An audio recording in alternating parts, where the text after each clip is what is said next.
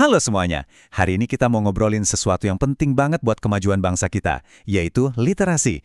Eits, tapi tunggu dulu, ini bukan sekedar soal bisa baca atau enggak ya, ini jauh lebih dalam. Ini soal kecakapan hidup. Yuk, kita lihat datanya langsung. Pertanyaan pertama, dan ini langsung ke intinya. Di panggung global, sebenarnya posisi literasi Indonesia tuh ada di mana sih?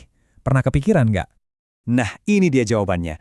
Menurut survei PISA, itu loh, standar penilaian pendidikan internasional, Indonesia ada di peringkat 60 dari 61 negara. Betul, kalian nggak salah dengar, cuma satu tingkat di atas posisi paling bawah. Ini beneran alarm yang kencang banget buat kita semua. Oke, jadi dalam beberapa menit ke depan, kita bakal bedah bareng-bareng. Mulai dari kenyataan pahit ini, terus kita lurusin apa sih arti literasi sebenarnya, kenapa ini penting banget, sampai ke gimana cara praktisnya, biar kita bisa sama-sama membangun generasi yang lebih cemerlang. Kita masuk bagian pertama, kenyataan pahit literasi Indonesia. Angka 60 dari 61 itu bukan cuma statistik loh. Ini tuh cerminan tantangan nyata yang jujur aja membatasi potensi anak-anak muda kita buat bersaing di level dunia. Intinya tuh gini, seperti yang dibilang sama Hamzah Faris, penguasaan literasi itu bukan cuma biar sukses sendiri, bukan. Ini tuh fondasi, modal paling utama buat bikin bangsa kita jadi bangsa yang cerdas dan berbudaya. Nah, sekarang bagian kedua, dan ini krusial banget. Kita perlu lurusin dulu nih satu salah kaprah yang gede banget soal apa itu literasi. Soalnya bisa jadi pemahaman yang sempit ini yang bikin kita mandek. Selama ini kan, banyak dari kita mikir kalau literasi ya, sebatas bisa baca dan tulis. Titik. Padahal, definisi yang benar menurut KBBI dan Kemendikbud jauh lebih luas dari itu. Literasi adalah kemampuan buat mengolah informasi untuk bekal hidup kita. Wah, ini mengubah cara pandang kita banget kan? Jadi kalau dijabarin lengkap, literasi itu kemampuan untuk, pertama, memahami informasi. Terus, menggunakan informasi itu. Gak berhenti di situ, kita juga harus bisa mengevaluasi dan merefleksikannya. Buat apa? Buat ngelesain masalah. Jadi ini bukan proses pasif nerima doang, tapi aktif banget buat ngembangin diri kita. Oke, setelah paham definisinya, kita masuk ke pertanyaan berikutnya. Emang kenapa sih literasi ini penting banget? Apa dampaknya buat kita sehari-hari?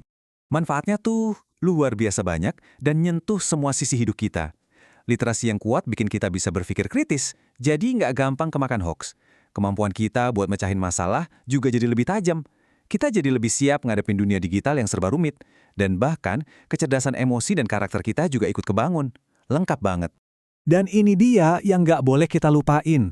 Ada periode emas yang nggak bisa diulang, usia 0 sampai 8 tahun. Ini adalah masa di mana otak anak berkembang paling pesat-pesatnya. Apa yang kita tanam di masa ini, itu yang bakal jadi fondasi mereka seumur hidup. Nah, dari tadi kita ngomongin masalahnya, sekarang gimana solusinya? Yuk kita mulai dari tips-tips praktis buat kita yang remaja dan dewasa. Kita bisa belajar dari kisah nyata, kayak Noval dan teman-temannya loh. Kuncinya satu, bikin kegiatan membaca jadi asyik dan gak nyiksa. Pertama, baca aja apa yang kamu suka. Mau komik, novel, artikel soal hobi, bebas. Terus, coba deh bikin jadwal rutin. 15 menit sehari juga udah bagus banget. Cari tempat yang bikin nyaman, dan kalau bisa, ajak teman-teman buat bikin klub baca. Gampang kan? Oke, selanjutnya kita bahas pondasi yang paling penting, literasi buat anak usia dini. Disinilah peran orang tua jadi sentral banget. Dan ingat kata kuncinya, interaksi bukan paksaan. Ini pesan penting banget dari penulis buku anak, Sewati Ido, yang harus kita catat baik-baik. Calistung alias baca tulis hitung itu bukan syarat lulus PAUD atau masuk SD. Kalau kita terlalu maksa anak di usia dini, yang ada malah minat belajarnya bisa mati. Jadi saya ulangi sekali lagi ya, cara lama yang maksa anak buat ngehafal itu salah, nggak efektif sama sekali. Kita harus ubah total pendekatan kita. Terus gimana dong caranya? Ya, dengan interaksi yang asyik dan bermakna. Sesimpel ngobrolin hari ini ngapain aja, bacain buku cerita pakai suara yang lucu-lucu, ajak main, atau bahkan nyanyi bareng. Semua kegiatan yang menyenangkan ini justru cara terbaik buat membangun fondasi literasi anak yang kuat. Akhirnya, kita sampai di bagian terakhir, membangun generasi cemerlang. Semua langkah-langkah yang kita bahas tadi, baik buat diri sendiri atau buat anak-anak kita, itu semua adalah bagian dari gerakan besar untuk menciptakan budaya literasi di Indonesia. Dan kalau ditarik benang merahnya, kuncinya cuma satu, keteladanan. Anak-anak itu peniru yang hebat. Kalau mereka lihat orang tuanya, kakaknya, atau orang di sekitarnya suka baca, mereka juga akan penasaran dan ikut-ikutan. perubahan itu beneran mulainya dari rumah. Nah, sekarang pertanyaannya buat kalian semua. Nggak perlu nunggu program pemerintah yang besar. Coba pikirkan, langkah kecil apa yang bisa kalian mulai hari ini, sekarang juga, untuk membangun budaya literasi di lingkungan terdekat kalian.